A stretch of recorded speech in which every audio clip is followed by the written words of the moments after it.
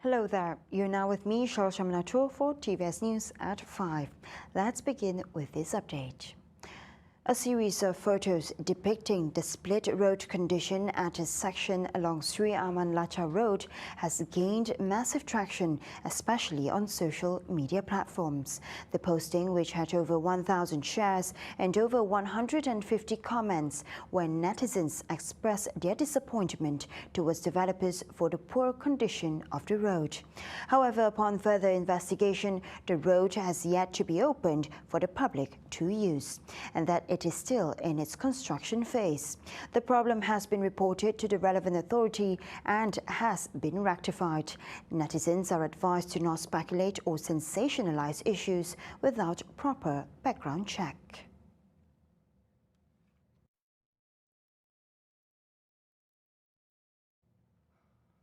And now on to the next update. Component parties in Gabungan Party Sarawak or GPS are leaving it to the Chief Minister to choose the right candidates for the ministerial posts allotted to them. Abang Johari is expected to announce his cabinet lineup comprising PBB, PRS, SUPP and PDP. Parti Pusaka Bumiputra Bersatu PBB Vice President Dato Sri Abdul Karim Rahman Hamzah stressed that the decision is the prerogative of the Chief Minister. That is the prerogative of CM. Even if I'm not placed in any of the ministry, just being an ordinary adun pun tidak apa juga. We have to give the CM the full say to decide. There should not be any lobbying. He told this to reporters after officiating the Ministry of Youth and Sports Sarawak Appreciation Ceremony. Earlier, Datuk Petinggi Tan Sri Abang Johari Tun Openg was sworn in as Sarawak Chief Minister on December 18, 2021, after Gabungan Parti Sarawak GPS won a landslide victory during the 12th state election. However, Abang Johari has yet to announce his new state cabinet following GPS's mammoth victory in the state polls. At the same time, Abdul Karim, who is also Asajaya Assemblyman, called out to the State Disaster Management Committee or SDMC to be more proactive in addressing the issues pertaining to Enter Sarawak. This was following the issue of users' feedback on the application deemed troublesome.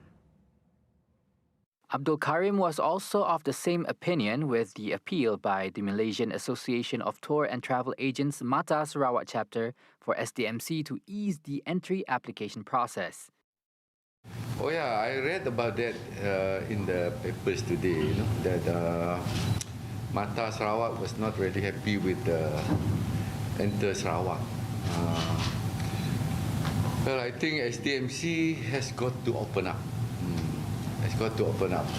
There's no more politician inside SDMC, because before the election, to make things very fair, all the politicians inside there has got to give way. And I do hope that SDMC, when they make decision, they must be proactive sikit lah. Now cases sudah tinggal 20 cases, 30 cases. Apa nak tu? You open up lah. Jangan don't be so alarm, takut ini, make things so difficult, so much so that the Mata chapter Sarawak have to come up with a comment like that, which I feel is there must be some there must be reasons for them to come up with this. That means Mata must have got a lot of complaint from public. Earlier yesterday, Mata Sarawak Chapter Chairman Oscar Chu in a statement urged SDMC to ease the application process through Enter Sarawak. There is this new policy, kalau balik dari Semenanjung, even for Sarawakian, you have to be quarantined in Kuala Lumpur, and state government is paying it. Staying in the hotel, why is state government paying the hotels in West Malaysia? Might as well you help hotel in Sarawak, kan? Do the quarantine in Sarawak. SDMC tak dapat fight for this, kan? I mean, don't let the national agency to dictate to us. We have got our STMC.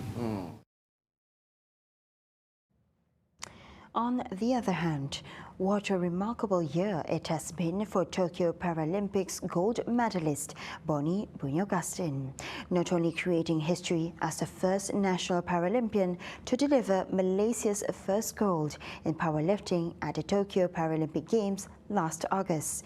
The Badang once again stole the limelight when he was listed among the top male performers in 2021 by the International Paralympic Committee, IPC. It all began when the dwarf-sized athlete who competed in the men's 72-kilogram category smashed the world record as he lifted 230 kilograms at the 11th Fasa Dubai 2021 Para Powerlifting World Cup in the United Arab Emirates en route to winning gold last June, thus erasing the previous mark of 229 kilograms set by Iran's Ruhollah Rostami at the 2018 Jakarta Asian Para Games in Indonesia. Although the Sarawak-born powerlifter was unable to break his own world record in Japan 2 months later, he had produced another impressive show as he lifted 228 kilograms in his third attempt to shatter the game's previous record of 227 kilograms set by Rasul Mohsin of Iraq in Rio 2016. The 22-year-old then continued his domination in the 2021 World Para Powerlifting Championships at Tbilisi, Georgia earlier this month, securing the world crown with a 210-kilogram lift in the biennial tournament. According to IPC, as featured in the article The Men Who Stole the Show in 2021. In the meantime, Bonnie's feats also caught the Paralympic Council of Malaysia's attention as they took their Facebook account to congratulate him. The Tangkap Magistrates Court here today issued a 4-day remand against an ethnic Rohingya man known as Long Tiger who escaped police custody while at court last December 15.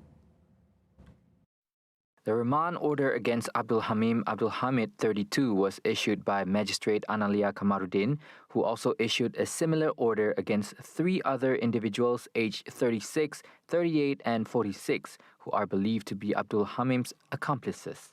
Abdul Hamid, who was re-arrested in Kedah yesterday, was detained for investigation under Section 223/224 of the Penal Code, while the detention of the 3 individuals was made under Section 216 of the same law for harboring an offender.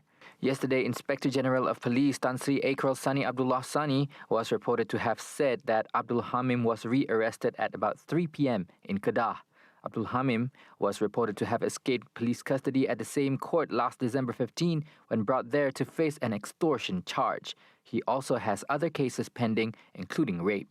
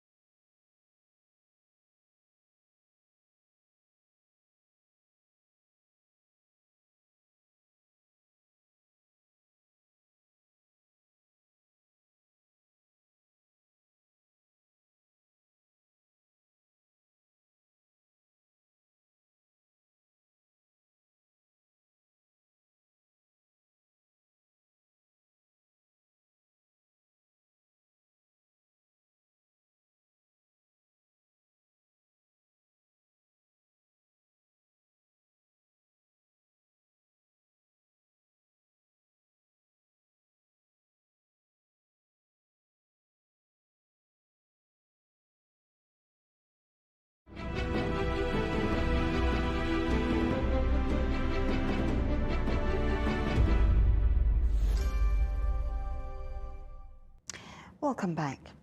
Now, about 2 to 3 million books were damaged after being submerged in flood waters at the Big Bad Wolf Warehouse and Book Access at Wolf House Bookstore in Section 33 Taman Alam Indah due to the devastating floods that hit Selangor in the middle of this month. In a statement today, co-founder of Book Access of Big Bad Wolf Books, Andrew Yap, said the total loss was in the process of being evaluated, as this would take some time. Yap said cleanup of the Big Bad Wolf Books warehouse and removal of damaged books due to mold setting was ongoing. Aside from the Book Access bookstore at Wolf House, he said all 14 Book Access bookstores nationwide, Book Access Online and Book Access and Big Bad Wolf Books on Shopee are in full operations and taking orders. And now on to our world affairs. Brunei Darussalam has become the first ASEAN country to announce its transition into the endemic phase. The Sultan of Brunei, Sultan Hassan Al Bolkiah, made the announcement after making several evaluations, which includes living in the new norm. Meanwhile, Wira Gregory has the details. Following the journey it took to reach the end of 2021, Negara Brunei Darussalam is reaching a rather hopeful light at the end of its second wave of COVID in about 4 months since August. In recent news, entering its endemic phase around the 15th of December, there have been quite a few new developments that have affected the country so far. Among a few examples of the biggest decisions as of late have included the subsequent withdrawal of the country's intention to host the 2027 Southeast Asian Games, along with the postponing of certain programs, such as with the training for Brunei's National Service program for this year. Nevertheless, following the rapid continuation of Brunei's decrease in COVID cases, along with over 87% of its total population being fully vaccinated, there has been a systematically steady reopening of public facilities, including markets and religious places of worship, accompanied by a scheduled reopening of primary, secondary, and higher education institutions by early next year.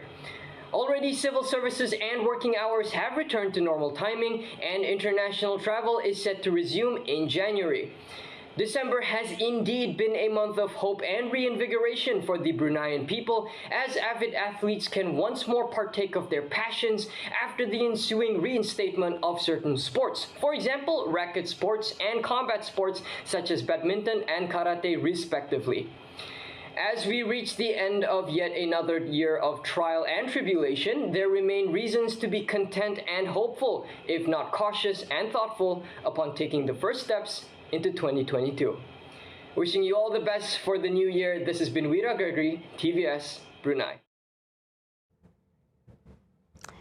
Now, the rapid spike of COVID-19 in France will not deter them from celebrating the New Year's, even when their government has already announced more stringent guidelines to resolve the country's deteriorating health situation on Monday, December 27.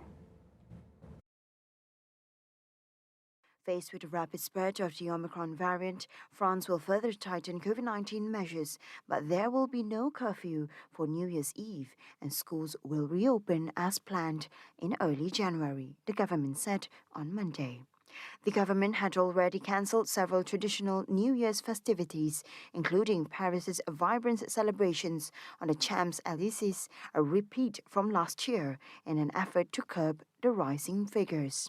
From Monday and for the next 3 weeks, all public gatherings will be limited to 2,000 people for indoor events and to 5,000 people for outdoor events, and all spectators will have to be seated at concerts.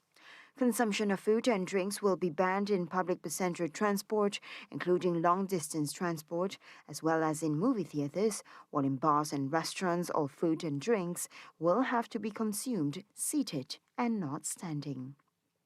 Masks are already required for passengers on public transport.